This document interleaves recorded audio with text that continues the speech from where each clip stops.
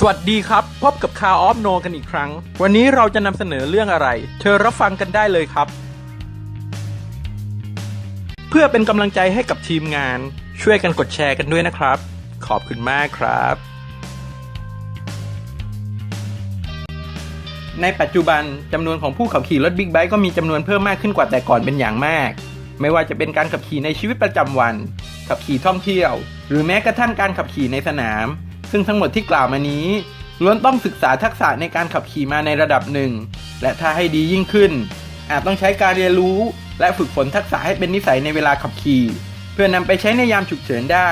ซึ่งเทคนิคการขับขี่นั้นมีมากมายหลายรูปแบบโดยครั้งนี้เราจะมาพูดถึงทักษะที่ใช้สำหรับรถบิ๊กไบค์แบบคลัตช์มืออีกหนึ่งทักษะที่จัดได้ว่าเป็นพื้นฐานการขับขี่รถบิ๊กไบค์ที่ผู้ขับขี่แทบทุกคนต้องฝึกฝนไว้ให้เป็นนิสัยเลยก็ว่าได้นั่นก็คือการใช้ Engine Brake เดี๋ยวเราจะมาดูกันว่า Engine Brake คืออะไรและช่วยในการขับขี่ได้อย่างไรและมีวิธีใช้งานอย่างไรเดี๋ยวเรามาหาคำตอบพร้อมๆกันเลยครับก่อนอื่นเราจะมาทำความเข้าใจกันก่อนครับว่า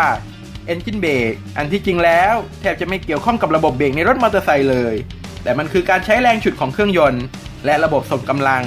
เวลาที่เรายกหรือปิดคันเร่งจนสุดเครื่องยนต์จะเกิดแรงดึงกลับเพื่อฉุดให้ตัวรถวิ่งช้าลงโดยไม่ต้องกดหรือกำเบรกเลยโดยแรงฉุดของเครื่องยนต์นั้นจะขึ้นอยู่กับว่า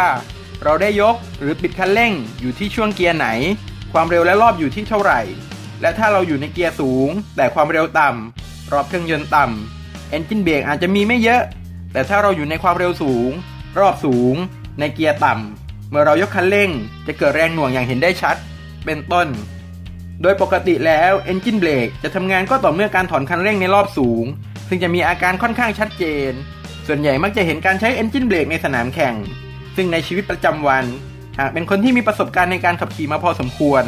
ก็มักจะใช้ Engine Brake เป็นอีกหนึ่งตัวช่วยในการชะลอความเร็วรถซึ่งนอกจากจะช่วยเพิ่มประสิทธิภาพในการหยุดที่ดียิ่งขึ้นแล้วยังเป็นอีกหนึ่งปัจจัยที่ช่วยลดภาระการทำงานของชุดเบรกหน้าและหลังได้ด้วยและนี่ก็คือ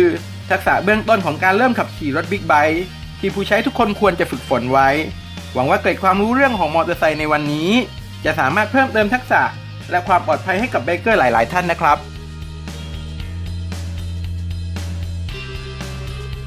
ถ้าถูกใจโปรดกดไลค์ถูกใจมากโปรดกดแชร์ก็จบกันไปแล้วนะครับในคลิปต่อไปเราจะนำเสนอเรื่องอะไรโปรดติดตามกันด้วยนะครับ